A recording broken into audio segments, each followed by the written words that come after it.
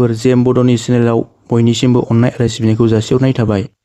दिनै बे भिडिअनि गेजेरजों नोंथांमोननिसिम 12 जुलाइनिफ्राय 18 जुलाइ 2022नि सप्तानि फानजामुथि भिडिअ लाबोनाय जादों। अदेबानि जों बे भिडिअआव गासै राशिनि सोमोन्दै लाबोनाय जायाखै, खालि बे भिडिअनि गेजेरजों मोनथाम राशिनि बागै लाबोनाय जादों। बेफोर राशिफोरा गुबैयै मेष राशि, कुम्भ राशि आरो सिंह राशि। गिबियावनो जों दानिया सावरायगोन मेष राशिनि सोमोन्दै। बे सप्ताया मेष राशिफोरनि केरियार, थासारि आरो नखर संसार, लिरनाय फरायनाय गासै बिथिंजों गलाय-मोनदेरै बारलांगोन। नाथाय सप्तानि जागायनाय समाव नखरनि अनगायैबो गुबुन जायगाफ्रावबो नोंथांमोना खायसे गोब्राबथिजों जुजिनो गोनां जानो हागौ, जायनि थाखाय गोसोआव खुसि गैयै जेंना सोमजिखांनो हागौ। खायसे गोजाम बाथ्रा खोथाफोरा नखराव एना-एनि लाबोनो हागौ। बेबायदि बिथिङाव धोर्ज आरो गोथों साननायजों खामानि मावलांनाया मोजां। नखरनि गेदेमाफोरनि बोसोनआ मुलाम्फा होगोन, नाथाय नोंथांमोना बे सप्तायाव जायखिजाया गिदिर थांखि लानायनिफ्राय सांग्रां जानाया मोजां। केरियारनि बागै बुंनो थाङोब्ला जायफोरा जब मावगासिनो बिथांमोना खायसे जेंनाजों जुजिनो गोनां जानो हागौ। बे बिथिङाव नोंथांनि सुथुरफोरा नोंथांखौ गाज्रि नोजोरजों नायनो हागौ।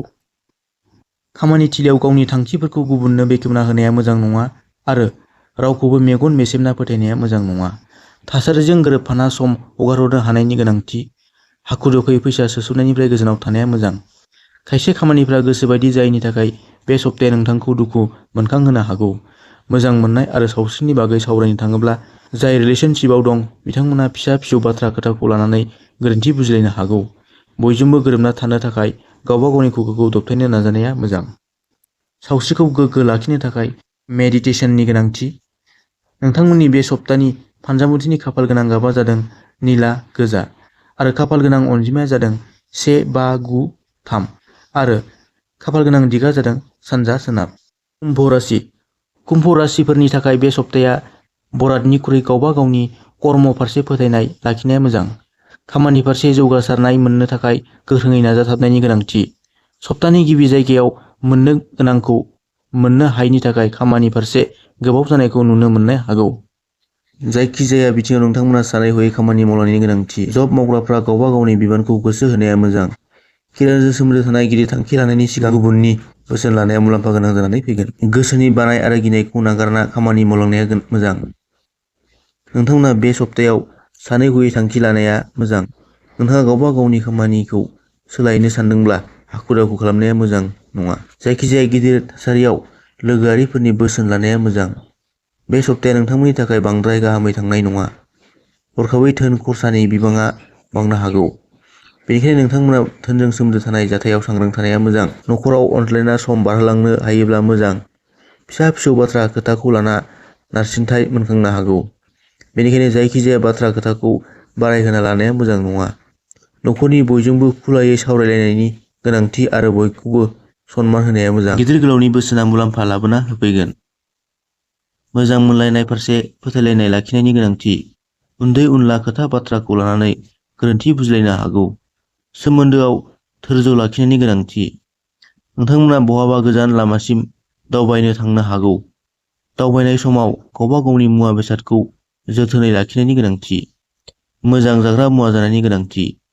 नोंथांमोननि सप्तानि खाफाल गोनां अनजिमाया जादों 9, 1, 6, 5 आरो 11 आरो खाफाल गोनां गाबा जादों गोजा गोथां। खाफाल गोनां दिगा जादों सानजा साहा। सिंह राशि। बे सप्ताया नोंथांमोननि सोमोन्दो आरो नखरारि बिबानखौ लाना समानैनो बारलांगोन।